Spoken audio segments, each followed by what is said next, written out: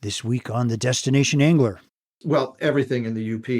You drive to a place that you want to access the river. If there's a car, you just keep driving. I'm to the point where on a lot of the rivers here, if I see, it's not that I don't get upset when I see a person fishing on a river that I'm on. I get upset when I see footprints in the Oh, river. okay. Like, whoa, no, somebody was here. And that was Tim Schulz on Michigan's UP. Hey, if you like the show, please hit that subscribe button and share the podcast with a buddy. Welcome to the Destination Angler Podcast, the podcast for anglers who travel. And I'm your host, Steve Haigh. We go right to the source, the local guides and experts, to build your knowledge of top fishing locations around North America. It's a big world out there. Now go and fish it. I'm going away for a while, but I'll be back soon. Whoa, whoa, whoa. Hey anglers, welcome back to another episode of The Destination Angler, brought to you by Trout Routes, the #1 fishing app, helping trout anglers avoid the crowds and explore new public water. Download it in the App Store today and get 20% off using promo code DESTINATION20. By Adamsbuilt Fishing Gear, the trusted source for quality fly fishing gear built to last at an affordable price. By Angler's Coffee, fueling your next cast with amazing coffee delivered to your doorstep one batch at a time. Use Brew20 and receive 20% off your first subscription order. And by Got Fishing, crafting world-class fly fishing adventures specially designed to your level of experience and budget. Up next on the Destination Angler, we head out west for a real barn burner on the Big Daddy, the Bighorn River. And let me tell you, that Bighorn is back in a big way.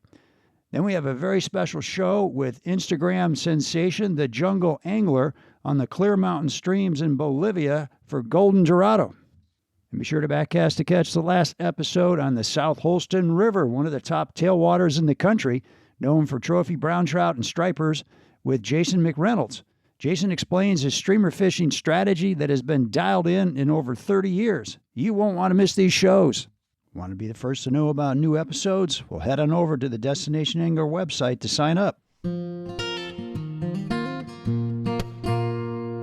And today our destination is the untamed Upper Peninsula of the great state of Michigan. And our guest is expert fly angler, author, and guide Tim Schulz, who gives us a tour of this vastly underrated corner of the U.S., inspired by authors like John Gierach, Ernest Hemingway, and John Volker. With over 12,000 miles of trout streams, the UP is a fly fishing mecca waiting to be discovered. Tim's been wetting a line in these waters for over 30 years and gives us a whirlwind tour of iconic rivers such as the Two-Hearted, the Fox, the Escanaba and Cook's Run, the Ontonagon, and the Otter, along with the Porcupine Mountains, Huron Mountains, just to name a few. Tim is a professor at Michigan Tech and guides for Rivers North Guide Service in his spare time, and his latest book is A Castaway in Montana. Today he shares stories of nosy bears, deep snow, and a lifetime supply of trout streams. Stick around to the end for pro tips on the best techniques for these waters, and let's dive into the UP with Tim. Tim, welcome to the show. Well, thank you. It's a pleasure to be here. I'm a big fan. I love your show. Thank you very much. Yeah, and thanks for doing this. And boy, I tell you, Michigan is kind of, in a way, my home water. But I got to admit, I've not spent a ton of time in the UP, as it's called. You know, we were talking before the show, and in Michigan, there's Michigan, there's Upper Michigan, and then there's the UP, and it's a totally different animal. And that's what we're going to talk about today, folks. We call this the UP Roundup, and Tim's the man to do this. So, UP is absolutely loaded. 12,000 miles of trout streams, I read, 4,000 lakes. It's maybe the last wild place in America in the lower 48. I don't know. You could probably debate that, but it's certainly a hidden gem in America. And I'm guessing it can feel very, very remote.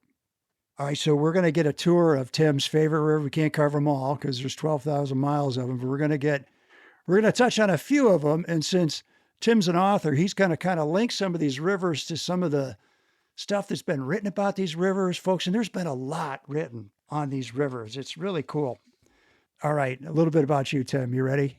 Sure. Tim's been up there for 30 years. He lives in Houghton, Michigan. Where the heck is Houghton, Michigan? I'm just pause right there. Houghton, Michigan is in the Keweenaw Peninsula of the Upper Peninsula. And it sits on a lake, Portage Lake, which is a canal that cuts off the tip of the Keweenaw Peninsula, so that a lot of people will refer to that as Copper Island. Ah, So if you run into people that live in the Upper Peninsula, some that are in the Lower Peninsula, and you ask them for directions in the Upper Peninsula, they often use two hands. And they'll put two hands, and there's a thumb on the Lower Peninsula that's called the thumb region. yeah. There's a little pinky there that sticks up, but then up in the Upper Peninsula, there's another thumb. That's where I live. Oh, okay. It's quite a ways up there. And the thumb sticks into the middle of Lake Superior. Do I have that right? Yeah, absolutely. Yeah. Okay. So we're going to talk more about that in a minute. But all right. So Tim teaches engineering. Matter of fact, I believe you're the dean of the engineering school. Was. Was. Okay. Yeah. Yeah. All right. Used to be, but you still teach. I do. Okay. You fly fish all over the country and a lot in Michigan. And a matter of fact, you guide for Rivers North, which is, folks, if you've been listening to the podcast for a number of years, you might have heard the show we did with Brad Petsky on the Two-Hearted River. And so Tim's kind of hooked up with Brad. You've written a couple of books. We're going to talk about a bunch of articles. All right, now I got to read some of these names of these articles. These are, I get a kick out of. There's one's called Smoke on the Water, Fly Fishing with a Worm. All right. Every Madison River trout has been hooked by a Euro nymph. That's an article. So, you know, kind of a creative titling, I would say there. But there's more. So you run a podcast. What's the name of your podcast, Tim? Reading the Water. And what's it about? It's so far we've had book authors. We want to help people get to know fly fishing writers, authors, artists, Okay. and hopefully we're going to get some guests on that are more in conservation and overall adventure. Sounds good. So check it out, folks. And you're in a band, plays guitar. I see a guitar in your background. I got one in my background. Yeah, And that's a Martin back there? What do you play? that is. Nice. I play acoustic guitar, sure. Acoustic guitar, write some songs, sings. You're on a hockey team. I'm on a hockey team. All right. And you're like 29? 29, yeah. Plus 30? I'm 62 and a half. And when you get in your 60s, you start counting half years again. You do? Oh yeah, you got to know how far you are from 65. But in one of the teams I play on, there's a good grief. We might have 4 or 5 guys 80 years and older. 80. And so I'm a kid. Is this contact hockey, like knocking into each other hockey? Well, you can't hardly play hockey without a little contact, but it's Really, with an 80-year-old? It's avoided as much as possible. Man, okay. Yeah. That's pretty cool. Well, let's just say you're eclectic. I would say you classify as a Renaissance band. That's pretty cool. Yeah. But all right, so talking about this part of Michigan, my goodness, you are really far north. Like how much snow? It doesn't snow much up there, does it? No, not in July anyway. Not in July. Yeah. No, this is it. This is east of the Rockies. I don't think we win if this is something to be happy about winning in the Keweenaw Peninsula. Because as you said earlier, that peninsula sticks out into Lake Superior. And in the winter, Lake Superior is 32 degrees, rarely gets covered with ice. So you get this steam rolling off of the lake, and there's this very convenient place to drop it. Not uncommon to get 300 inches of snow. 300. Okay. 300. I'm not sure what the rest of America gets. It sounds like a whole lot. Yeah. So 300 inches, boy. Yeah, it's many, many feet. All right. So Upper Michigan, give us the pitch on the Upper Michigan. What makes it so special? Why should people find their way up there and do some trout fishing? Yeah, well, if you don't mind me saying first, and you mentioned this earlier, that Michigan has classifications for parts of the state, and the lower part of the state that's lower being below the Mackinac Bridge, the upper part of that is typically called Upper Michigan. If you see a map of Michigan, they'll call that Upper Michigan. Now, up here, we're in the Upper Peninsula. And I sometimes joke with people that I have to drive 5 hours south to get to Upper Michigan. Yeah, yeah, exactly. So yeah, we talk about the Upper Peninsula. The Upper Peninsula, and you hit on some of this stuff, that it's an incredible place. It is a peninsula, and I had to look some of this up myself just to share with your listeners. So if you look at the Upper Peninsula, about 1,700 miles of shoreline on the Great Lakes. It has shoreline on Lake Superior, on Lake Huron, and Lake Michigan. Most of it's on Lake Superior. And outside of that, if you go to the southwestern part of the Upper Peninsula, it'll border with Wisconsin, and we have the Montreal River runs for about 30 miles. Okay. And then if you go down to Marinette, which is on Lake Michigan, the Menominee River comes in there, and the Menominee is formed from the Michigami and the Brule, but it also picks up the Paint right before the Michigami comes into the Brule on the border. That's about 150 miles of river. And so outside of that, there's two straight lines that cover about 64 miles. And that's all of this entire pass around the Upper Peninsula that isn't bordered by water. Okay. It's all bordered by water pretty much. So nearly 2,000 miles of border, and only about 64 miles are not bordered with water. Oh my goodness. And those 64 miles run through a literal land of lakes. There's lakes everywhere. You look on a map, it looks like freckles. Is that right? And when you go from like east to west, I mean, the topography really, really changes from the east side to the west side of the state, doesn't it? Yeah. And I should say that. So it's a peninsula that it's got a very, an irregular shape. I've seen it painted to look like a fish, like a trout. It kind of looks like a trout. It has a little fin and a north side. But largely it runs about 300 miles east to west. And it's roughly 50 miles north-south through that, with two exceptions: the Keweenaw Peninsula, which is about 50 miles up the Keweenaw Peninsula, about 15 miles wide. And then there's a heel at the bottom that goes down to Marinette, and that's another roughly 50 miles. So okay. Other than that, that's what you have. And then within it, so we talk about the shoreline, and of course, Lake Superior is one of the most pristine lakes in the world. Oh, beautiful up there. And just a gorgeous lake. And from a fishing perspective, of course, lake trout, salmon, three kinds of salmon. Let's see, maybe more, because Atlantic, we're going to talk about those a little bit. Steelhead. Then, of course, Lake Michigan has species of salmon and steelhead. As I said, lake trout, carp. Lake Michigan along the Upper Peninsula shoreline has some spectacular carp fishing, smallmouth bass fishing for fly rod anglers to wade in flats. But in the state, once you get within the state, there's rivers everywhere. If you look at a map of the state that shows the river systems, it's all blue. There's rivers. You can't drive far without running over a river in the Upper Peninsula. Yeah, I feel like just about every one of those has got steelhead running up them, doesn't it? Depending on the dam situation. And it's if you look at a map of the Upper Peninsula, the western side of the Upper Peninsula pretty much drains into Lake Superior. Then as you move eastern, mid to eastern, yeah, there's an upper segment that drains into Lake Superior. But most of those rivers then drain down into Lake Michigan. I got you. Okay. Do you struggle finding new trout streams to explore? Tired of stumbling around country roads looking for access points? Looking to escape the crowds? Then look no further, because Trout Routes has meticulously mapped and classified over 50,000 trout streams covering the entire lower 48, including 350,000 hand-curated public access points marked and ready for you to explore. I'm a huge fan of Trout Routes because they make it so easy to explore new trout waters. Many times, Trout Routes has helped me find new public water and get into fish fast. And the good folks at Trout Routes have been busy this winter making Trout Routes even better. Enter Stream Cards 2.0, the latest iOS release that brings together more info at your fingertips by organizing data like stream flows, access laws, nearest fly shops into easily accessible tabs for every river and stream in the app. And now you can check real-time stream height and flow rates with river data from stream gauges and compare those with historical data to spot trends. Pretty cool, huh?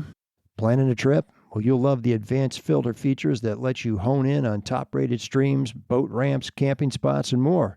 So what are you waiting for? Start exploring today by downloading Trout Routes on your Apple or Android phone. Hey anglers, if you're on the hunt for fishing gear that's as tough as you are, look no further than Adamsbuilt Fishing Gear. Since 2014, Adamsbuilt has been the go-to choice for anglers who demand quality without breaking the bank.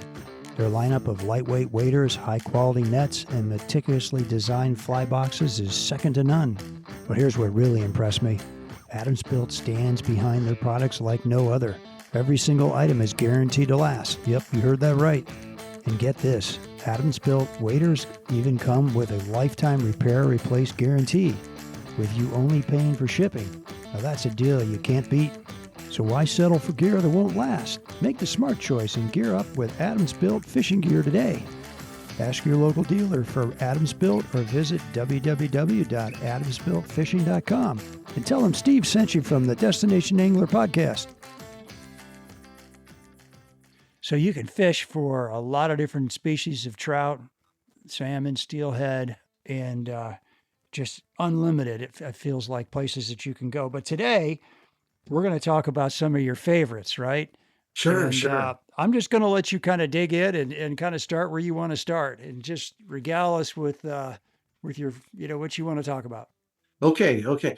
If you don't mind, is it okay to talk a little bit about the importance of literature in the Upper Peninsula? Let's do it. Because I think that's a good way to guide us through it. There's many words have been written about the Upper Peninsula. And let me start with one that I don't think a lot of listeners are going to think of right away, and that's John Garrock. He, in his book, All Fishermen Are Liars, he has a chapter entitled Coasters, and that is about coaster brook trout. And are you familiar, Sure. Steve, with coaster brook Yeah. trout? Yeah. Yeah. And we can probably talk about that at some point, but there's been a pretty strong effort in the Upper Peninsula to try to reestablish coaster brook trout. And in fact, one of the rivers very close to within about a mile of my house, is being managed to try to get reintroduce or reestablish the coastal brook trout. But here's what John Garrock wrote about it. He said, I came to know about Michigan's Upper Peninsula through the writing of Ernest Hemingway, John Volker, also known as Robert Traver, and later Jim Harrison and others. It may be a coincidence that many of the writers I like have a connection to this northernmost landmass of Michigan that, until the completion of the Mackinac Bridge in 1957, was so isolated it could be reached from the rest of the state only by boat. Or maybe it's that the region naturally produces stories filled with tea-colored trout streams, beaver ponds hidden in swamps, and small towns where rules are gracefully bent by those with the right intentions. Whatever the reason, the UP is enshrined alongside the Serengeti, the Yukon Territory, and Paris as a place made romantic by virtue of appearing in books, which is to say, I am an innocent victim of literature. Yeah. And that is his. And I have to do one other. Sure. And this is I think it's safe to say we wouldn't be talking today if it wasn't for me discovering this man's writing. It's influenced so much of my writing career, my fishing career. He wrote by the name of Robert Traver. His name was John Volker. People in Michigan and Upper Peninsula of Michigan, Wisconsin know about him. Unfortunately, too few people outside of this region know about him, and maybe we can help him know that. Incredible. He was an attorney. He was a judge. He was in the Supreme Court for the state of Michigan. One of the cases he had as an attorney, he wrote about that in a book called Anatomy of a Murder that turned into a national bestseller, brought Hollywood to the Upper Peninsula. Jimmy Stewart starred in the movie that they made. And once he made money through that book and that movie, he quit. He quit his law career. He only seemed to want to write about fishing after that and just lived in the Upper Peninsula the rest of his days. But what he said about this is in the preface, his 1960 book, Trout Madness. And he said, all of these yarns are laid in the Upper Peninsula of Michigan, where I was born, a remote sprawling region lying farther north than many points in Canada, a rugged land practically surrounded by the waters of two inland seas, Lake Superior and Lake Michigan. Many modest cities had larger populations than the whole UP, a forgotten region which was virtually ignored in the westward surge of population. The canny lumber and steel barons, however, did not ignore the UP, and they have doggedly hacked and clawed away at it for generations. Despite their best efforts, however, they still haven't been able to cut it down or blast it out. That's great. Yeah. So it's I get a little excited just talking about the place. It's an incredible, today there are I believe 300,000 people in the Upper Peninsula. It's about 18 people per square mile of land. He made reference to how it would compare. And remember, this is a region that about, what do we say, about 2,000 miles around perimeter with only 300,000 people. The Ann Arbor metro area in Michigan is larger. That's where University of Michigan is. Yeah. So just that little city has more people in it than this entire landmass of the Upper Peninsula. I looked this up. If we took the whole Upper Peninsula and made it a metropolitan area, it would be number 162 in the country, right between, interestingly enough, between Green Bay, Wisconsin, and Boulder, Colorado. Oh, really? Okay. Yeah. So what we're getting at there is, we got a lot of land, we get a lot of water, we have a lot of rivers. We don't have that many people. I believe a third of the land here, 13,000 square miles, are government-owned public lands. Public land. In the Upper Peninsula. So great public access to a lot of these rivers. Yeah. I mean, it's not perfect. No place is, but there's no excuse for not getting into a river, because there is so much land. And you'd talk about some of the specific things. And I'm going to start with just talking about some of the high profile rivers in the Upper Peninsula. And we'll start on the east side, maybe move our way to the west, and then we'll come back and dig a little deeper, take a deeper dive on some of them. So if you go as far to the far east, over where we butt up with Canada in the northeastern part at Sault Ste. Marie, there's the St. Mary's River. Yeah. And that, I think you might have mentioned this earlier, the Atlantic salmon. It's been a long-term project of bringing Atlantic salmon to that area, and the fishery is incredible. You mentioned that I work with Rivers North Guide Service, and the person who is Rivers North Guide Service, Brad Petsky, he's been guiding for maybe 25 years or so. I'd have to look that up, but I met him the first year he was guiding, and we've been friends since. I met him on the Escanaba River, but he is, oh my goodness, the success that he has, and the client base that he's built up fishing in that area for the Atlantic salmons, for steelhead. It's an incredible fishery. Yeah. And as you move over, the other rivers that are Tequamanon, a lot of people know about Tequamanon because of the spectacular waterfall that is there. But that river has a good fishery, and that is a muskie fishery that you'll hear a lot of people talk about. And you don't have to go too much east of that and a little bit north to get to the Two-Hearted. And there's a Two-Hearted and the Little Two-Hearted, but as most rivers go, if there's more than one named, the Two-Hearted went very famously by the name of the Big Two-Hearted River. The Big Two-Hearted, sure. The Big Two-Hearted. So that's probably not just in the UP. That's one of the most famous fishing pieces of fishing literature. Because there's a beer named after it. That's right. There is. Yeah. And if you move east, you run into the Fox River around the town of Seney. And anyone familiar with the Two-Hearted River story knows that Nick Adams got off the train in Seney and started walking upstream, up north to fish. In the story, what's interesting, I believe, I don't think Hemingway ever calls it the Two-Hearted River. It's just a river that he fishes. So in that sense, he doesn't say that he's fishing in the Two-Hearted. He gives it because he wasn't. He was fishing in where? The Fox? He was the Fox River. And what's interesting, I think I talked about this earlier, if you look on a map and you look at the upper reaches of the Fox, it's very close to the same latitude as the beginning of the Two-Hearted, but the Two-Hearted flows into Lake Superior. The Fox flows down into Manistee on Lake Michigan. Oh, no kidding. Yeah. So the Fox flows along the Driggs River, which bamboo fly anglers will be very familiar with. There's a particular taper of a fly rod named for Driggs River. What's that called? The taper? Driggs. The Driggs taper? Yeah. Okay, didn't know that. And that flows south along with the Fox, and the Indian River is another river in that. Now we're getting closer to the central UP, and those all flow and form the Manistee River, and that flows into Manistee at Lake Michigan. But yeah, you can have, I think the Fox is, I did look this up and I wrote it down, 8 miles from Lake Superior but it flows south to Lake Michigan. Oh, interesting.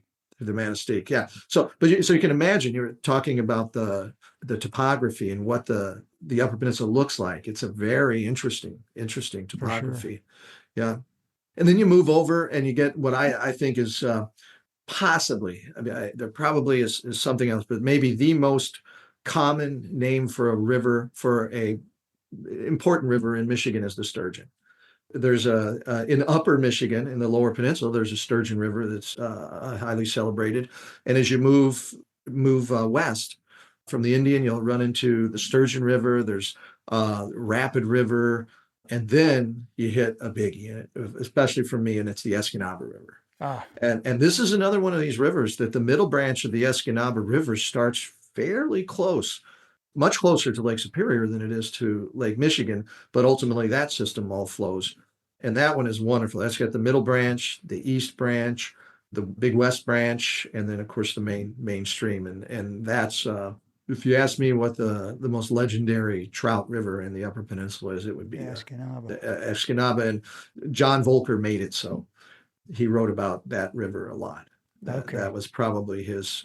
And what's interesting, there's a stretch of that river that runs, I don't know how many camps, what people in the Upper Peninsula refer to as a cabin on a river there are, but I love that there's a section where the middle branch meets up with the east branch, and that's near a town called Princeton. And then the river flows down, and there's wonderful fishing all the way down to and past a town called Cornell. And I like to think of this as the Ivy League section of the Upper Peninsula. Where all the smart people live then. No, I tell you, it's where all the smart fish live. Is that right? Really? Yeah. But you know, we keep moving. There's a ford. Now we're looking at rivers that come into Lake Michigan. There's the Ford River, the Cedar River. And then as you move over, you get into the Menominee. And that I talked about that forming the border. And that's a spectacular river. That is the warm water fishery, but that's world-class smallmouth. I did a show on the Menominee fishing with Tim Landwehr over there. Nobody knows it better than him. That's right. Yeah, he did a great job. Well, and he's the one that has developed that. I remember walking into Tim's fly shop before he had moved it. He was in a city. This was shortly after I moved to the Upper Peninsula. We're talking 25, 30 or more years ago. And he had only been here a couple of years in the Midwest. And I asked him about fly fish. We were down for a vacation with the family. And he then said, he said, I'm going to be putting drift boats on the Menominee. Yeah. He said, this is, we're going to fish this the way you fish trout rivers. Yeah. And I thought, that doesn't, good luck. And he did it. He turned, he got a fly fishing culture going up there all by his lonesome, didn't he? Did he ever? I mean, he had Lefty Cray fishing up there with him. A lot. Yeah. So he turned that into something. And then, so as you move up and east, or west rather, I'm sorry, going upstream the Menominee, then you're going to get the Michigami comes in, which is again another warm water fishery that's an excellent fishery. And then you get the Paint, which the lower parts of it, warm water, but I believe that's one of our blue ribbon trout streams up in the South Branch and upper parts of it. And then you get the Border Brule. And I know you've had a guest on talk about the Border Brule. We River. did, yeah. And the Iron River comes in along. So we're moving up in. So as you move up through the Menominee, going upstream, you start picking up these rivers that are outstanding trout rivers. And Cook's Run is part of the Paint River. Cook's Run comes into the Paint, and then you start moving over, and you'll hit as you move a little bit west, maybe a little north, start getting into the Ontonagon system. And that picks up, good grief, there are a bunch of different branches of the Ontonagon, and that runs all the way, unsurprisingly, into a town called Ontonagon, which is just a little bit east and a little north of Porcupine Mountains Wilderness area. And then as you move through the Porcupine Mountains, there's all kinds of small, just beautiful, pristine streams, little wild brook trout in them. And as you're moving a little bit west, but now south, the southern border is the Presque Isle River, which is that is, my wife and I were camping in the Porcupine Mountains this past weekend, and we went over to take a look at Presque Isle and hike it. There's a really beautiful hike. You can go up, you go down river one side, cross a bridge, and then come back to your car on what's called South Boundary Road. I had forgotten how beautiful that is. No kidding. That's one of the most gorgeous things you can see. And then as you keep moving, you'll go to there's a Black River is just another one that's just gorgeous, loaded with waterfalls and just beautiful country. And then the border, as I mentioned earlier, has the Montreal River. Okay. We're not finished. If we go a little bit north from the Ontonagon system, we get into the Sturgeon system, and that has excellent trout fishing in the upper reaches of that river system. It has a blue ribbon trout stream attached to it, the west branch of the Sturgeon. The Otter River system feeds into the Sturgeon, and that is the place where lore and legend has it the last grayling in Michigan was caught. From the Otter River. From the Otter River in, I believe, 1937. Walter Erickson, I believe, was his name. Huh. And the Sturgeon ultimately comes in as a warm water river and dumps into Portage Lake, which is right basically where I live in this area. And then as you move up through the Keweenaw Peninsula, there's still more rivers to come. A lot of smaller rivers, a lot of freestone that flow pretty hard, but beautiful waterfalls still. In the little Keweenaw Peninsula, you've got some trout streams, huh? You have trout streams. Start and end in the peninsula. Start and end in the peninsula. Huh. Yeah. They run small distances, but they have brook trout. Some of them have coasters. They have runs of salmon, runs of steelhead. Man, just amazing. it's everywhere you go. What I always tell people, you're driving around the Upper Peninsula and you want to know where should you fish. Well, you can buy books and they'll tell you the more well-known, but I say put your best weapon is a thermometer. And I don't care how big the ditch looks that you drive over, put the thermometer in it. If it's cold, it's going to hold fish. It's going to hold fish. And then I missed one other segment that's very important. If you move between, say, what's called Keweenaw Bay and over toward Marquette, there's an area called the Huron Mountains. And that has a sequence of rivers, the Falls River, Silver River, of course, the Huron River. There's the Salmon Trout River, which runs through the Huron Mountain Club, which is a whole nother story. The Yellow Dog River is up in that area. The Dead River Basin. Wow. You can't go wrong. It goes on and on. And I think when you go from east to west, east is, I think of is I don't know if it's flat's the right word, but when you get to the western part of the state, you're in some mountains there. Like Porcupine Mountains are the highest point in the state, I believe. No, it's in the Huron Mountains. Oh, it's in the Huron Mountains. Oh, is Huron it? Mountains. Okay. Yeah. Mount, I'll look bad.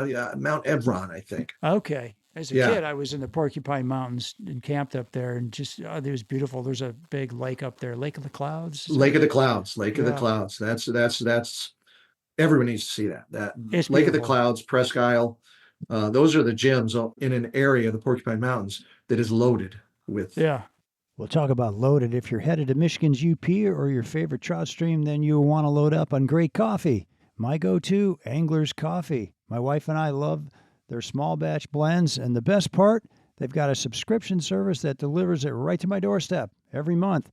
No more, we're out of coffee this morning moments for us. One of her favorites is the Willy Blend, named after, you guessed it, the legendary Willy Bugger. It's a rich, dark roast from Central and South America with a touch of Kenya. Just like the fly, it's a must-have. Another one we love, the Caddis Blend. Just like the elk hair caddis, it's a crowd pleaser that tastes great and always gets the job done. When I'm in the backcountry, their dry dropper single-serve pouches are a lifesaver, perfect for making great coffee anywhere.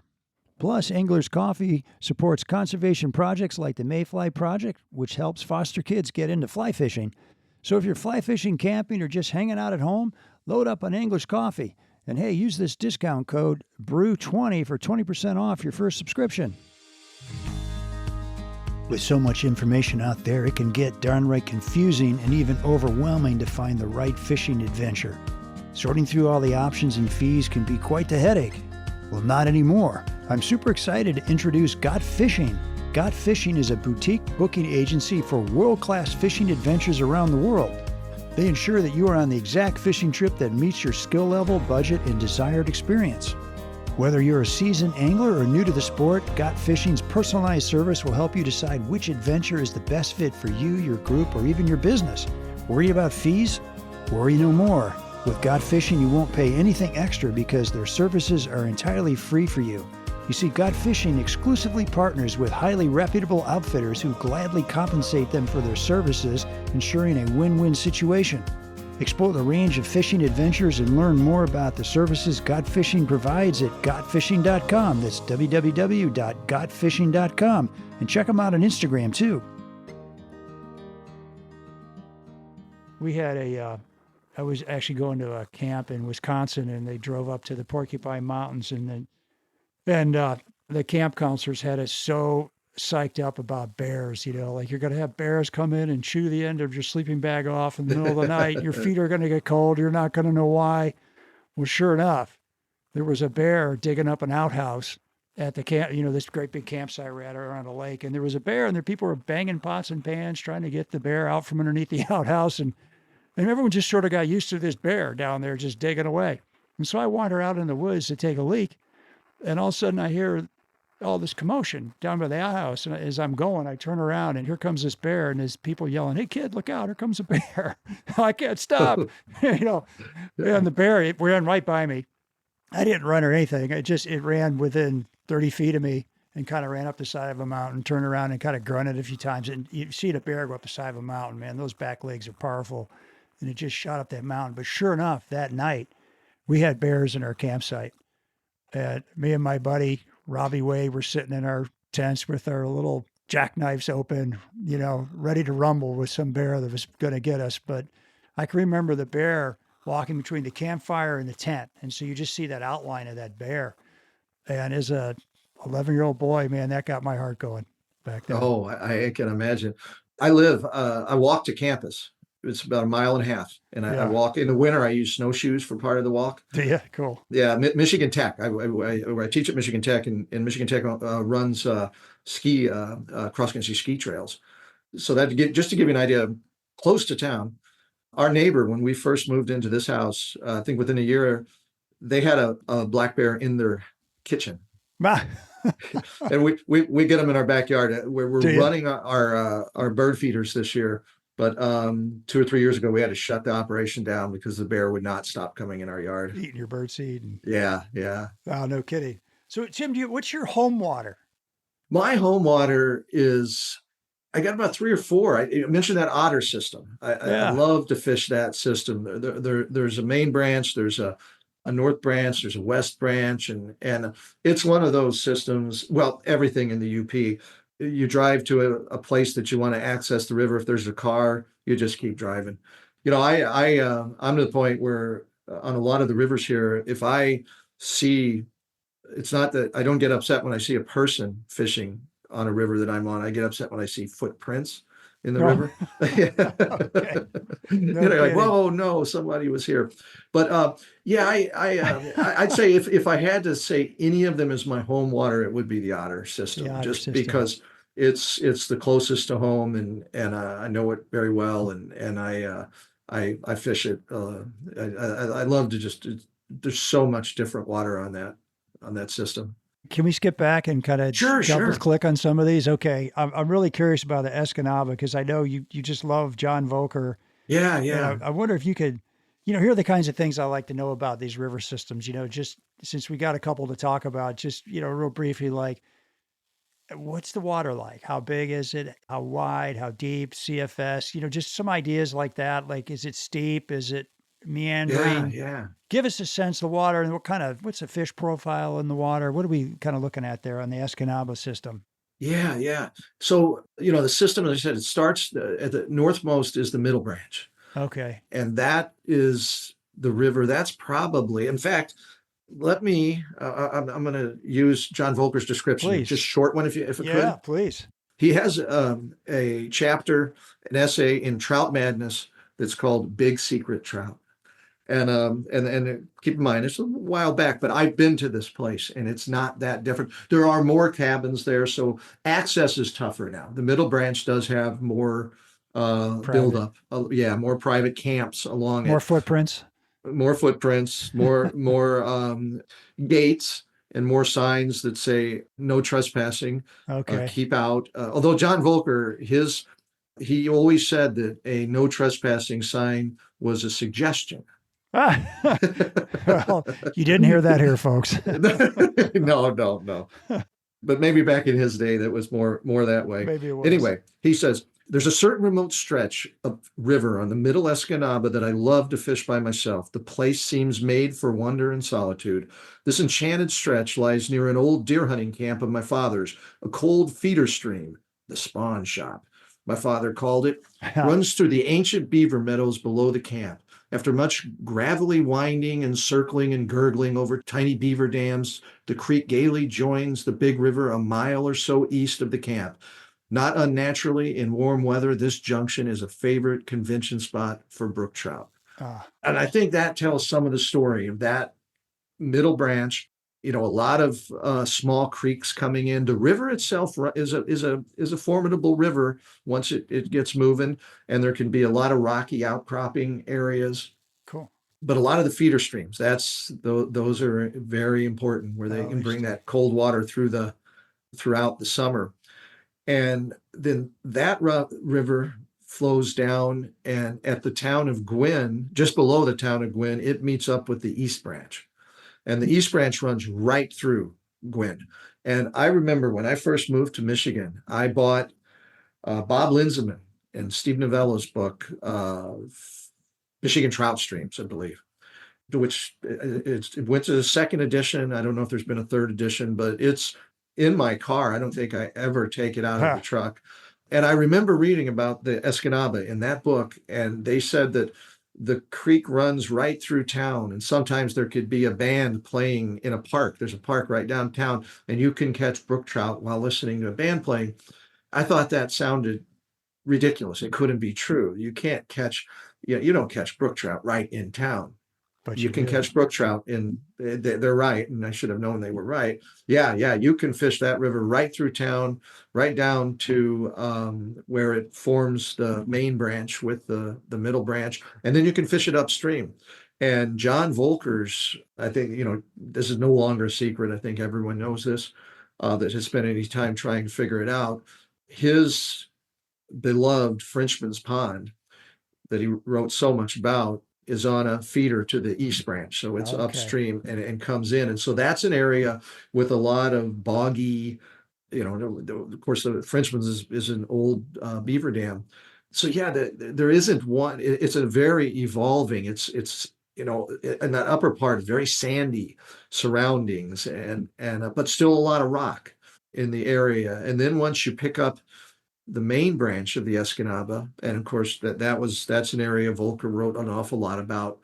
Now you've got a very long run of river that runs through mostly wild land. There's a few houses here and there and cabins on it, and it's much like just a wooded, forested, in some sense looks a little, the bottom's nothing like the Osable and those types of rivers, but a lot of cedar sweepers coming over the river. And as you go along, you know how you don't really see the bank. You just know the water ends on sweepers. You see the sweepers, and a lot of that kind of water as you run down. Yeah. How wide is it down there? In that section, it gets plenty wide for a boat. Because when I saw your DIY guide video interview, nice job on that. And I saw you land a really nice looking brown, maybe 15, 16 inches. And the river was pretty darn wide. I mean, we're talking. Okay. Yeah. I think I know what you're. Yeah. So as you go down the river, it gets wider and wider and wider. 50 yards. Yeah. The farther downstream you get on that river, of course, you run in warming situations. It'll get warmer as it goes. Sounds like as you get far down it. Right. Okay. But you can go a long way and still be fishing for trout. And even in those big waters, you can handle, you were asking about flow rates. You can handle higher flow rates, of course, because now if you got a smaller river, the river comes up, it floods the banks so much, and it's hard to figure out where the fish are going to be. When rivers get bigger and wider, they tend to hold it a little bit better, and the fish will look for soft pockets along the banks and that type of thing. But it's just a wild river that super cool runs through some of I call it Volker country, Volker country. That's Volker country. And I've spent time. I went to the Northern Michigan Library. All his family has given all of his all of his journals, all of his papers, letters are in the archives in Northern Michigan. And I've spent time trying to find where he wrote about an event that I could put two and two together and figure, well, that's big two-hearted, or that's big secret trout. That's what he was writing about. And then I go try to find the place. You've been able to do that then? I've been able to find some of them. Yeah. One of the coolest things, he has Lost Atlantis, I believe is the name of the story, where he went fishing on he wanted to go upstream on a beaver pond that he fished a lot, and went up. And in the story, he catches a lot of fish, and he thinks it's just, he's found this whole new world that no one could ever get to. And at the end of the story, he winds up coming out right next to the road by some picnickers. So he thought he had found something new, but he just found a new way to come in and get there. But I really worked hard on finding that place, and I was able to take John Volker's grandson. Oh, really? What? And another friend. We went in and fished that. We were able to fish that pond, and we didn't go far upstream, but we did fish there. That's super cool. And then how did you end up connecting with Garrock? Because you fished with him, right? I did. I guess I took him once to, he was coming to the Upper Peninsula for the story he was going to write on coasters. And he got a hold of Brad. Brad, I think at the time, was out east at St. Mary's at the Sioux. And Brad got in touch with me and another fellow that did some part-time guiding for him when he needed help. Sure. And it was John, a friend of his, and a young boy. And we were going to take him down the Escanaba. And I got a hold of Volker's grandson and said, hey, could we take him into Frenchman's if he wanted to see that? And I thought we'd do half a day of each, and he wanted to only go to Frenchman's. And so we went there, and I didn't fish with him. I watched him fish, watched him cast. And that's what you do when you're with Garrock, right? You don't fish with him, you just watch him. Kind of like fishing with Joe Humphreys. That's right. Yeah. And John Volker's son-in-law, Woody, brought a bunch of old fly rods. Some of them were Volker's, and cool. And John got to cast those. So that was an exciting time. Yeah. All right. So Tim, tell what's the Ontonagon like? The Ontonagon is can I bring a little more literature in? Let's do it. Yeah. Because some people have, this one is another huge influence on my writing and my life in general. A writer named Jerry Dennis. Yeah. An excellent writer, outstanding, a Michigan gem. And he has a chapter in his book, Place on the Water, that's called Too Many Ontonagons. And the story is about he and a good friend of his, Craig Date, who they worked together to write the Canoeing Michigan Rivers book. And they were out doing their research, and the Ontonagon was the system. And the short story is they stopped in a little town in the UP called Astoria, which is actually the site of one of Volker's stories. And Craig fell in love with the waitress in the bar, and that's all he wanted to do was go back there and eat all of the meals. But they were trying to discover. So you'll hear a little reference to that. But here's Jerry's first comment on it. He said, "It's difficult to ignore the sheer number of Ontonagons that wind across the western Upper Peninsula of Michigan. At widely spaced bridges, you cross a middle branch, a south branch, an east branch, a west branch, and a main stream, each offering a glimpse of a river startlingly different from the last. The various branches range from slow to fast, from clear to murky, from clay red to chocolate brown. They're different enough to be like half-sisters, or like those siblings you sometimes see that appear to have sprung from separate genetic lines. One tow-headed, one freckled, one and red-haired, one an odd mix of gray eyes, brown hair, and pale complexion. Craig was determined to track down the goddess bartendress. I wanted to investigate the mystery of the Ontonagons." Yeah. Lots of them, huh? Yeah, lots of them.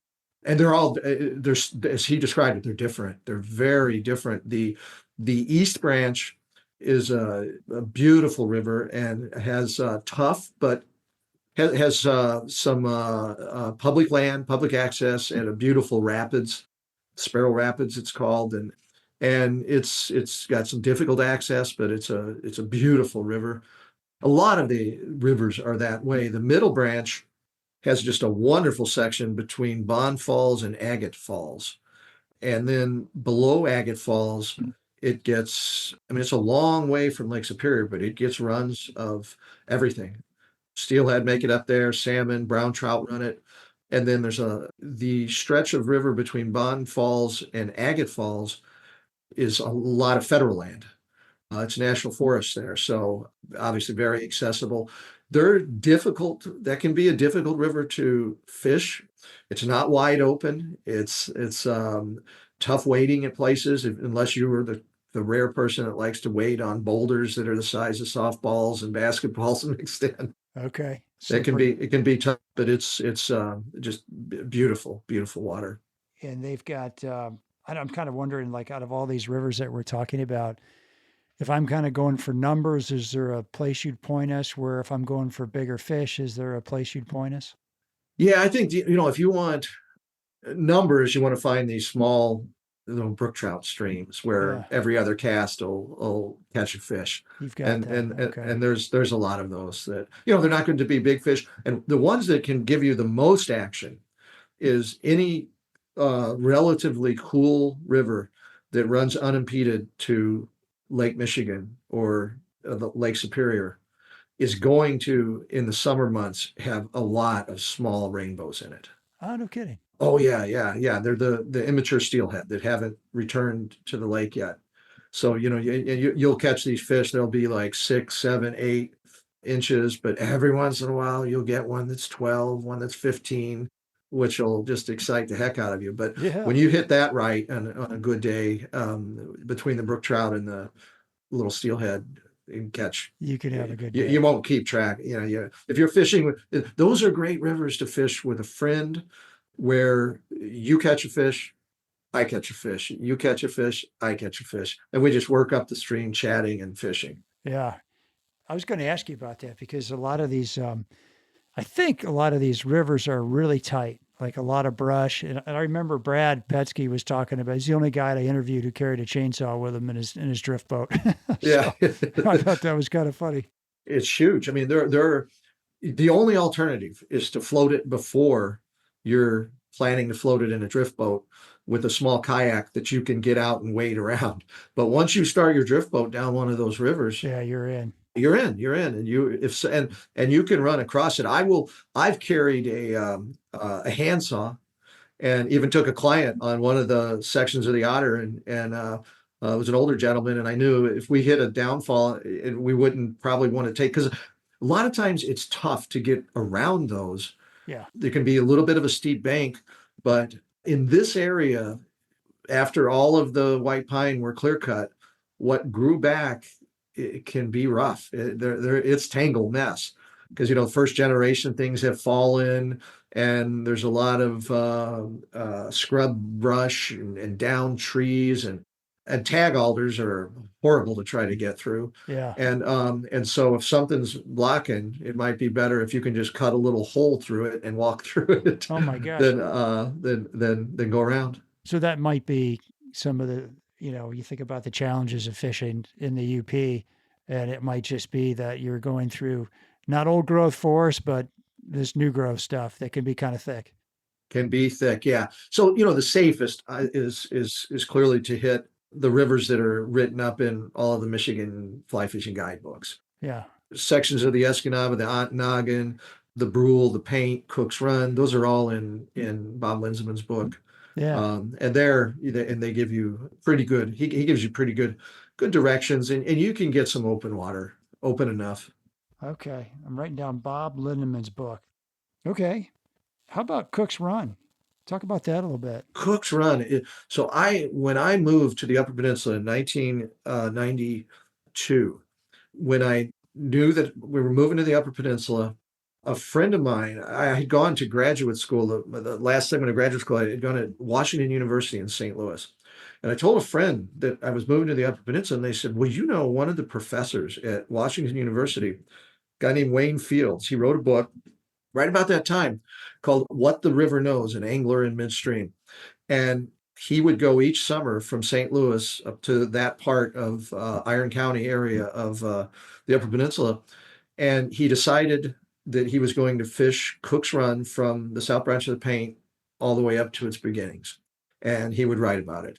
And so that's the first river, other than I had read Big Two-Hearted River. Yeah. But I guess since Big Two-Hearted River wasn't about the Two-Hearted River, and I thought I was learning about the Two-Hearted River, the first river I actually read about that I knew I was reading about was Cook's Run. And it's just, thinking about this, I pulled that book out today and reread some parts of it, and it's a beautiful book. It's well done. But yeah, Cook's Run is just a beautiful river, and it's got sections of it that have the feel of Spring Creek. Oh, It's one of the few. It's got meadowy areas. It's not a secret. I made the mistake once. They do open Cook's Run before the official trout season opens in Michigan, but sometimes there's something about that last Saturday in April of loading up a cooler and getting a car and just go and say, I'm going to go see. It's a holiday and I'm going. And I went down once, and I went to probably the easiest access of Cook's Run, and I couldn't believe how many people were fishing there. because it's the only thing that's open? It was now it was open and you could take fish, but before the last Saturday in April, you could fish it, but you can't take fish out of it. And now there were people with spinning reel, and they were going. Geez. I mean, they were loaded. I mean, that whole section. But you could still. I went and found other places to get in. And one of the things about the Upper Peninsula having so many rivers, I've lived here 30 years, and every year I've lived over 30 years. Every year, I still get out the maps.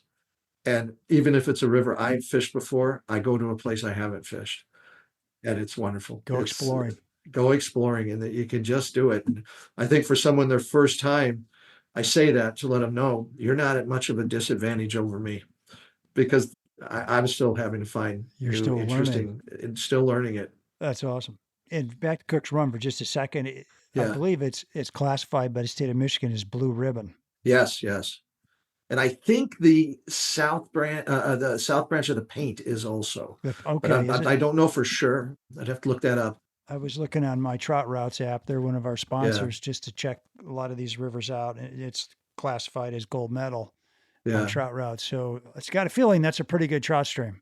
Yeah. And then that gets a lot of the upper part of the Paint there goes through federal lands. So again, access is. All right, now I got to ask you a question. This isn't about river. Well, maybe it is, but okay. So your buddy Jerry Kusich, and I did a show with Jerry. It's called the Twin Bridges Show. Yeah. On like the Ruby and the Jefferson and the Big Hole and all that. He wrote about your book. He says Schultz's well-written pieces offer a glimpse into Northern Michigan way of life, a lifestyle very much worth sharing. So what is the Northern Michigan way of life? What's he talking about? That's a good question. It might be, I've lived it so long, it's the only one I know right now. So I guess I have to remember what others are like. Let me give you an Upper Peninsula story real quick. We had this house built we had our well put in before we built it. So our well was put in over 30 years ago. Or can that possibly be? No, over 20 years ago, 25 years ago.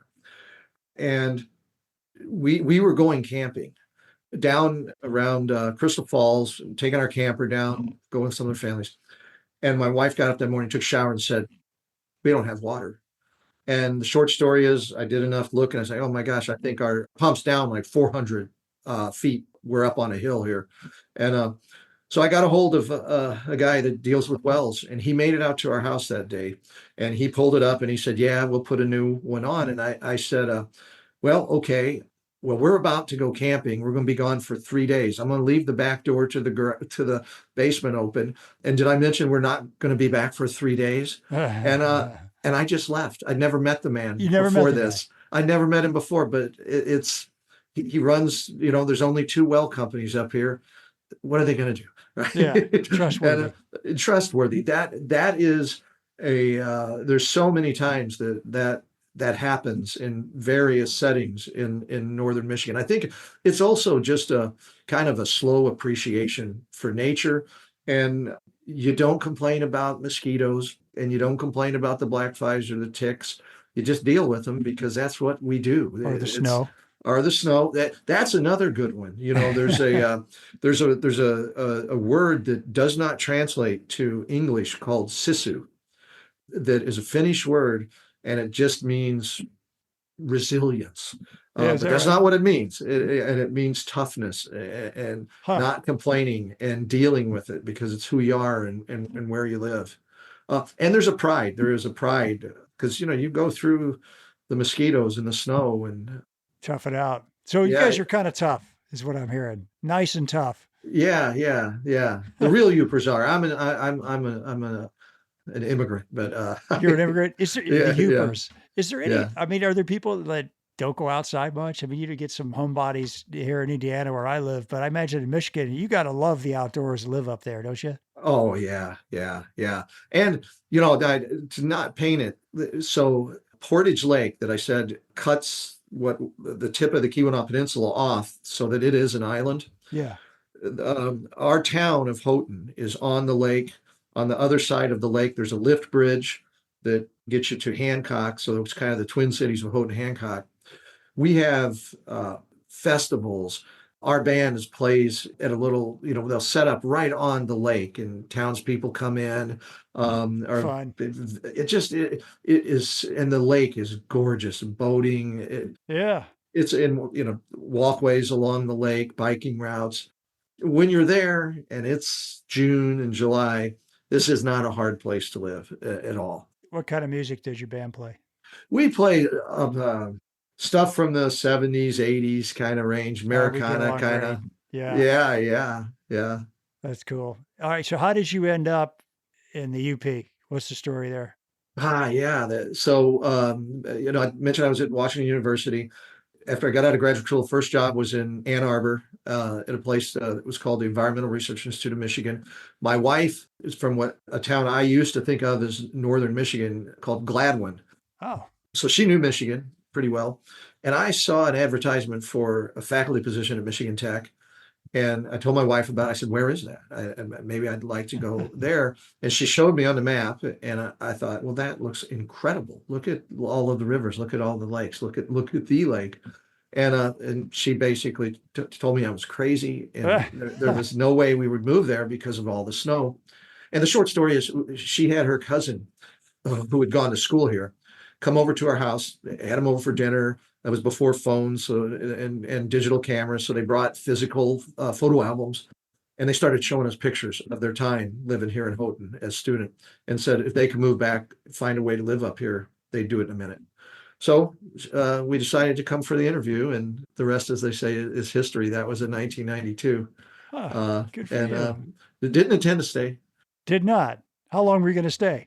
We didn't know, but I thought, you know, we'll stay for, you know, the academic things. You kind of like decision-making processes tend to happen in 6 years when you're being considered for tenure. You also decide, do you want to stay with tenure here or not? Or do you want to move to another university? And I thought by then we probably would move on. And, but we haven't. And in fact, I just got the paperwork, so I can say this, I will be retiring from the university this year. So, is that? You heard it here first, folks. Yeah. So Tim, how did you go from engineering, and you have a PhD as well? How did you go from that to, I call it creative writing, storytelling? Yeah, I've always loved to write. And even as an engineer, as an academic, that's what you do. You write papers and you explain to people how optics works, if that's what you do. And, but I also like to write for my students. So I've written a lot of online textbooks for them, you know, so they don't have to buy a textbook. I've always been writing. Technical writing, not creative fiction, although maybe some students think it is creative fiction when they read it. But I've always loved to read, and I never really thought about writing anything, but something happened when I get exposed to what I'll call the fly fishing literature. And I'd mentioned Wayne Field's book, of course, Hemingway's Two-Hearted River. Sure. I remember I read a book, Fly Fishing Through the Midlife Crisis by Howell great Raines. book. Yeah, the guy from Maryland. Yeah. Yep. Fantastic book. And then what happened, and I do write about this in A Castaway in Montana, but had a pretty significant event in our life that had me in Marquette scrambling for a book. I needed to read something. My wife was in the hospital at the Oh, time. geez. And I stumbled onto Jerry Dennis's book, A Place on the Water, and I read that. And then I just started devouring. I got John Volker's books, and I became just, I started consuming the fly fishing literature. And in the back of my mind, I thought, man, this is incredible. I would love to tell people stories that move them the way these people have done. And then I told you that I started searching for the John Volker. I wanted to go find the places that he had fished. And I had this idea that I would, I had a lot of very good photography equipment. I was an adequate photographer. I thought, I'm going to go photograph these places. And then I started to blog and I started writing little stories about the adventures of exploring, chasing John Volker's ghost, essentially. And those started getting more attention than the photographs. And then I remember someone, perhaps my wife, said, what's the point? What are you doing with all these essays? I said, I don't know. And I got the idea that I should put them in a book. And I was going to just put them in a self-published book. And that became Habits of Trout. And I would get that, just publish a dozen of them, give them to the kids. So one day they could read them and say, oh, that's what was going on. And give them to family, maybe some friends. But I did ask my friend Jerry Dennis to look them over. And by then we had become very good friends. And he said, oh, you got to publish this, get it out in broader. And so then I did publish it. I didn't do a great job of marketing it, but it picked up some. And then that got me, that now I'm writing. And then when I went to Montana, this book, that one. Good read. I just finished it last week. A Castaway in Montana. Get it? It's a play on words. Very good title. I had a good friend send me a note the other day and he said, I'm really embarrassed to tell you this. And I said, what is it? He said, I just figured out the play on words in your title. Took me a while too, but at least before the podcast, I finally went, I get what he's doing. But so what's the premise of the book then? That one is I had always, all my life. I mean, who doesn't? Before I was a fly angler, I wanted to go to Montana or Colorado or Wyoming, somewhere in the Rocky Mountain West and fish. I had seen enough outdoor life pictures and stories and Field and Stream, and I knew that I dreamed of that. And as a small kid, I got to go a couple of times. We had family, but my mom would take me out to Colorado, I remember, and I got so excited about it.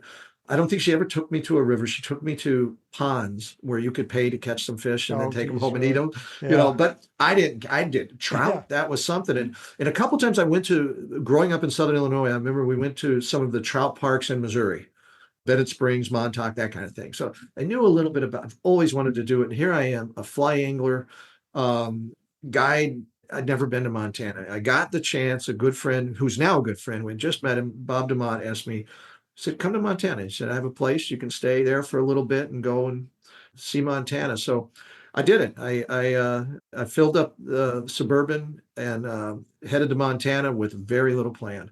I was there for 3 weeks, over 3 weeks, 24 days, I think, door to door. And I thought, I'm just going to go see Montana. All this happened in there's a few stories about Michigan, but this all happened in 3 weeks. Wow. Yeah. Okay. Yeah. I mean, I love how this started off with Gates au Sable Lodge, which is kind of where I used to fish a lot in the 90s. Yeah. And Jimmy Calvin, he's still up there, I guess. As far as I know, he was in 2018. I mean, and Jimmy Calvin, who does not have a cell phone, and he's the top guide, right? Yeah. And he's like, I'm not doing it. I love the story about how somebody got mad at all the guides and said, hey, so I had to get my fees back. Was one of you guys was on the phone all day long. And he's like, it wasn't me. I don't own a phone. This is the guy, I've told the story on the podcast before, but we were bumming around the Au Sable for a weekend and we looked like a couple of poorly tied flies. And we walk in there and we had not had good luck. And Jimmy's like, what you need to do is get a canoe and just canoe the holy waters and just kind of like put a guy in the bow. He jumps out and then the next guy takes the canoe down, stashes it. The guy you dropped off picks up the canoe, picks up the next guy, you leapfrog all the way down there. And I said, okay, that sounds like a plan. This is where you can use my canoe. But I just met him. Yeah. And this is Michigan, and this is what you're talking about, just, hospitality. And he threw his his canoe on top of our car, and he helped us tie it on there. And we used his canoe and brought it back at the end of the day. And I'll never Oh, forget that's that. great. Yeah. Super cool guy. But I mean, you're talking about Jerry Cusick, who I did a show with, and your dog died while you're out there. That's so sad. He did. He did. Oh, That's a huge event. And it's part of how the book came about. I no intent to write the book when I left really? Michigan. No. I was just going to see Montana. Yeah. And it all came, I distinctly remember where I was staying in the Sportsman's Motel in Melrose, Montana, toward the end of the trip.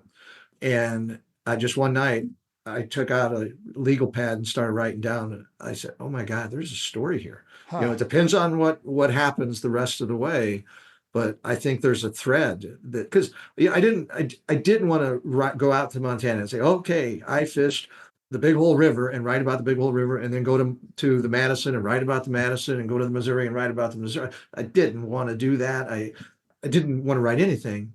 But then I realized there's a story, there was a thread, and I hope readers find them, that goes through this. And I saw so many things, the connection between Butte, Montana and the Copper Country. Yeah, right. That connection jumped out, and I thought it had a place in it. So yeah, that's super cool. The Kelly Gallup story, I think you said he's the best cusser you've ever met. And that's what I've heard about Kelly. And that's why Kelly's not been on my show yet, because I don't like people swearing on my show. So I don't know if he could do it. Maybe he could. I've been told probably not. So I heard him on, I think it was a tough one for him. I think he was on it. Well, I'll just say on another one. And he was doing his best. He was doing his best, you could tell. To not swear? To not swear, but it happened. Yeah, well, I don't know. But he's an amazing guy. I mean, talk about an industry icon, and from Michigan. And from Michigan. That was, right? I don't think I would put the Kelly Gallup chapter in, as much fun as it was. It was, yeah. And as you know, that chapter comes right after the Sunshine and Rainbows chapter, and it was intended to give the reader a break after a very emotionally tough chapter. Let's go a little more whimsical. Yeah. Let's be goofy for a chapter here. I love the last story. I think it was Daniel, your son, joined you. Yeah. And I think you gave him some fatherly advice. Maybe you talk about it in that story, but something about a girlfriend. If you screw this up, we're adopting her and kicking you out. Something like that. Exactly. Is that how it worked? Oh, it is. And they are, as of today, happily married. Oh, very good. Right. Okay. You didn't have to kick your son out then. I did not have to kick him out. You didn't screw it up. Okay. Yeah. Oh, that's great. All right. Just before we go, because we're running a little short on time, I did want to ask you just a couple things about just fly fishing in general in Michigan. Like what pro tips can you give us? Come to Northern Michigan. What do you got to do to be successful and catch fish up there? Boy, there's a lot of answers to that. So I can talk about the fishing I do the most. And if I can catch fish with the dry fly, I catch fish with the dry fly. Yeah. And I'm not, people might say, "Oh, so you're a dry fly snob." Not at all. There's nothing, you're trying to fool a fish into eating something, no matter what you're doing. So what's the difference, right? Yeah. But I just personally like that. I like, there's nothing I like more than to be on a river, find a fish rising, and get into position and catch that fish. I love it. It is a feeling that's hard to describe. But people nymph fish here, especially, of course, the steelhead fishing, salmon fishing here. There are some swingers, but most of the people are going to nymph fish or chuck and duck kind of fishing. But that's effective versions of that kind of course, tight line nymphing is good everywhere. Can you do that up there? I mean, I think of Michigan rivers is just so full of wood. It's really hard to nymph effectively. No, a lot of these freestone rivers, you can nymph. Okay, a lot of rock. Okay. Yeah. It's different up there then, because I think like the Sable, the Pine, the Betsy, the all those down here are woody.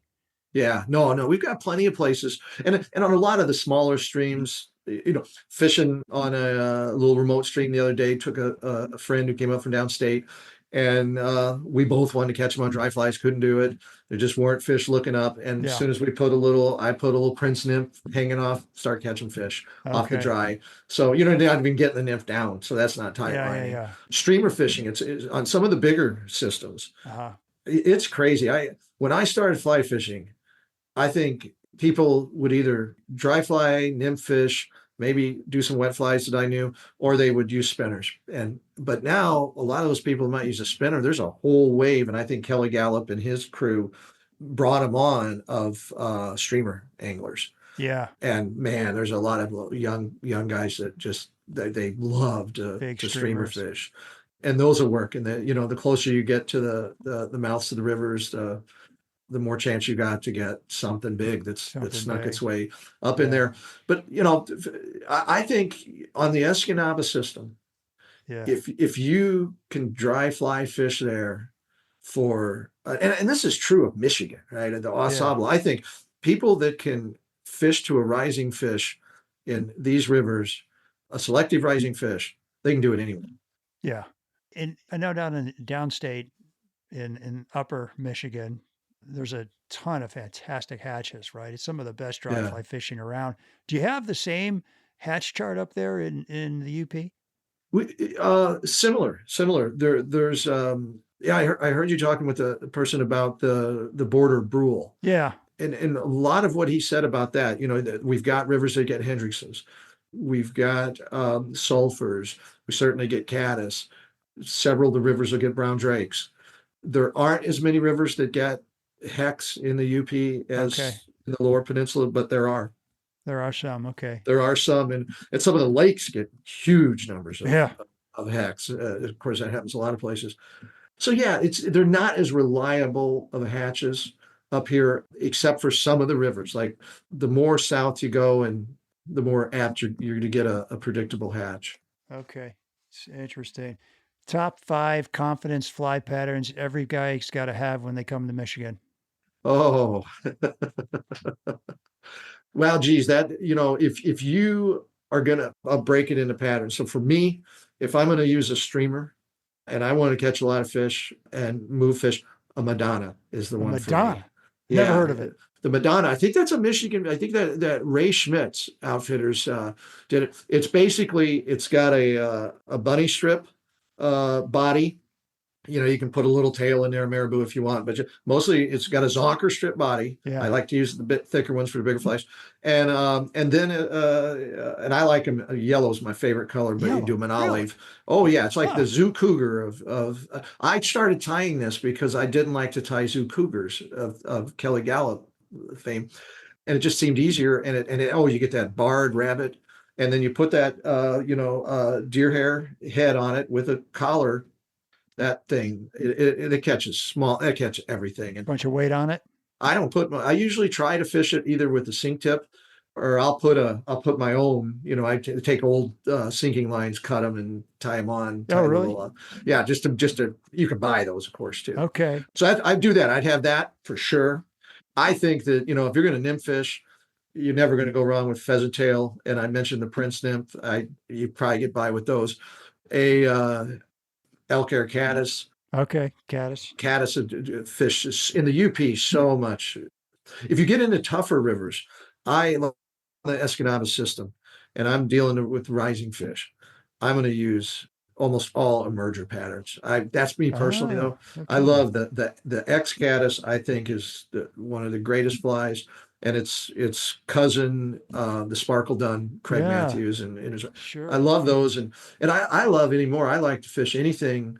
Most of my emergers, I tie them on curved hooks, so the body's right below either clay camera or something. Yeah, and they don't even look like a fly. Some of them don't. So I just want patterns. Yeah. I don't clay camera. Yeah, clay camera, but I don't even do them with the hackle because when they put a parachute on the clay camera, it still kind of looks like a standard parachute fly. Right. I like to put use some CDC, maybe a little deer hair, and just something that keeps that upper part. Because if you look at so much of what floats down a river. Sure. Hey, if they're taking duns, you better look like a dun. If they're taking spinners, you better look like a spinner. But a lot of times, I think what frustrates the heck out of us is they're eating cripples and emergers, and they're just eating things that when they go by us, we're not even sure that's a piece of meat. We think that's just, maybe, is that a twig? So I love those kind of flies. And then on the smaller streams, we get into this time of year, which is we're end of July. Middle End of July. July. It's going to be hopper time now. I Okay. love to put little hopper patterns on, and What size? my size depends on the river. Okay. I'll probably go with like I go small a lot of times on the like a 12 to 10 or something. I should have mentioned that earlier in the year too, those stoneflies. Okay. I would have a good stonefly nymph, and I would have definitely a good stonefly surface pattern, if for nothing else, that you can use it as a hopper dropper. And I probably Okay. use those. I love stimulators, but I'm starting to use these chubby Chernobyls all Foam the guys. time. Oh, The chubbies. foam, Okay. yeah, they float forever. And if you're guiding a client, you don't have to worry about them sinking it so much. And Yeah, it's nice. And which is, I'm sure you've got different stonefly emergencies, but yeah. what size are they? Oh, we get everything. We get Okay. these little black stones, Yeah. and then we'll get those stone flies The that great big ones. oh, the big ones. Yeah. Yeah, yeah, yeah. And you're showing like something that's almost an inch and a half long, aren't Yeah, you? yeah. Oh Yeah.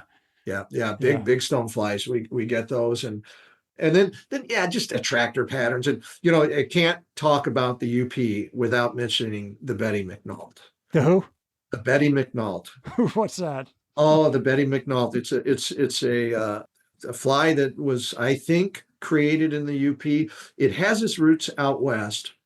There might have been a slight variation on it, but when people see it, the first time they see it, they think, well, that's a Coachman Trude, right? That's a Royal Coachman Trude. Uh-huh. And so it's got the backward wing. But the big change is the tail is a red hair. I use like a dyed squirrel hair or fox or something. And so that's it. And that That's it. thing historically has been fished as dry or as wet. Okay. And there's a lot of the old timers that, have direct lineage to the Volker era and his crew that that's all they tie. Huh. And a lot of people, they'll fish that thing dry. And if nothing happens, put it in their mouth, get saliva all over it, and then start wet fly at it with it. And so if you want to have a real UP experience, you want to get on a remote stream and catch flies with the Betty McNaught. With the Betty McNaught. Okay, changing the topic just for a second. How's the grouse hunting been up there? I don't know. I'm not a grouse hunter, but we got one this year. My wife did. Yeah, is that right? Okay. It flew into our garage, hit the window. She found it dead. She sends me a text. I'll tell the story as quickly as I can. She sends me a text. I'm at that Michigan Outdoor Writers Association meeting in Barriga. So it's about, half hour from here, but I'm staying in a hotel there, and she says, what is this bird? And I said, oh, I don't know, but I bet someone here would. And of course, everyone's grouse, grouse, grouse, Yeah. partridge, someone says. Yeah. Well, one of the people who's there, and if you're a grouse hunter, you likely know Tom Carney, who is the editor of the Upland Almanac. He's saying, what are you doing tomorrow, Tim? And I said, I'm probably going fishing. We have a group that's planning to go trout fishing up here. And he said, I'm not sure what I'll do, but maybe I'll go to your house and I'll clean that grouse for your wife. So he came to our house, and he came with his own marinade, and he cleaned that thing. And when I got done with the trip and got home, my wife and I ate it, and it was delicious. I was going to say, did he eat it too, or he left some? No, he left it. He left it nice for us, and I prepared it. And in fact, if anyone goes to my website, there's a story there that's called Roxanne and the Wolf. And I wrote this because she said it was like a scene out of Pulp Fiction, and he was the fixer coming to take care of a body in our garage. That's great. Oh my gosh. Well, hopefully it was during grouse season when he ate that grouse. He actually, he called the DNR. He did check on this because someone asked about it, and he called and he said, if they run into your window in your garage and kill themselves that way, you can eat them. Yeah, he checked before he cleaned it. At least that's what he told me. Okay, I hope people aren't out there with tennis rackets trying to bat grouse that are flying near their houses now. All right, so favorite shore lunch, Tim. And okay, before you answer, I did see you making chicken pot pie in a Dutch oven with cornbread, and it looked really good. Yeah, that was okay. On that video, that was the fellow who ran it. I just watched him. Oh, you just got to eat it. Okay. I just got to eat it. No, I'm a sandwich guy, and any sandwich. I love nothing more on a hot day. It could be cold too, but get back to the truck, get some water, and pull a sandwich out of the cooler. And that's hard just to beat. hard to beat. How about some Oreo cookies? You got some of those too? Those will work for sure. For sure. Yeah. And there's there's a little down in Tapiola, little town in the middle of nowhere, has a little store called Carvico's Market. They got a sign on the wall that says, "If we don't have it, you don't need it." And and they have, that's hilarious. They have pre-made. I mean, they got everything. You can buy a sandwich or a saw, motor oil, whatever you need. But it can save the day. But they make up sandwiches every day. I'll get their turkey sandwich and then take it up to the counter and tell them they'll open it up, take it out of the cellophane and put the tomatoes, put all the fixings on that you want. You like it. I'll pop that in my cooler. That's there you go. The best sandwich in the world. All right. How about one or two iconic, out of the way, little known Michigan places for dinner and something to drink at the end of a day of fishing? Oh man. Where I fish, there's not a lot of those out of the way places. You pretty much have to get back to town. Well, how about something in town then? What do you like? In town, we got a little place that's called the Continental Fire Club. It's an old the firehouse for Houghton, and we'll probably be going there tomorrow night. Okay. And this isn't intended to say anything bad about that. We don't have a whole lot of options around here. We do move around a little bit, but we love that place. It's got a feel of because it's high ceilings, it's renovated, all brick walls. It's kind of cool. Kind of cool. The whole scene up there. Kind of cool. I like it. I tell you what, I'm actually going to be packing to head to Michigan over the weekend. So this is perfect time. Where will you be going? We're going up to the Petoskey area. Oh, wonderful. Yeah, not quite as far as you. It'd be another 6 hours to get to where you are. But someday, Tim, I'm going to look you up. I'm going to appear on your doorstep, fly rod in hand. We're going to go fishing. I would love to have you. We'd love to. Don't hesitate it. My goodness. All right. So, gosh, how can people get in touch with you, Tim? You can start at, I guess, my website, Tim Schulz, TIMSCHULZ, writer, WRITER.com. And that'll have, I think it has on the contact, it has my email address. Okay, very good. Yeah. Perfect. Thank you so much for being on the show. Really enjoyed talking to you. Well, thank you for having me. It's been a pleasure. Yeah, absolutely. Well, I wish you extraordinary success in all your adventures to follow, Tim. I'm sure there will be many. And folks, thank you once again for listening to another episode of the Destination Angler. And we'll be sure to post Tim's contact information on the Destination Angler show notes. And we'll get some pictures, some of those top fly pics he was talking about. He's sent me some really gorgeous pictures of what it looks like up here in northern Michigan. We'll put those on our Facebook and Instagram pages. As always, you can DM me or email me with comments and suggestions at shaig@destinationanglerpodcast.com. If you like the show, please share it with a buddy. That would be a huge favor to me and to Tim. As always, our music is by a Brothers Fountain, great little band out of Fort Collins, Colorado. Hope you enjoyed the show, and we will see you again soon. Tight lines, everybody. Well, I'll go from the land to the shining sea. But I know there's more to life than what the eye can see. Yeah.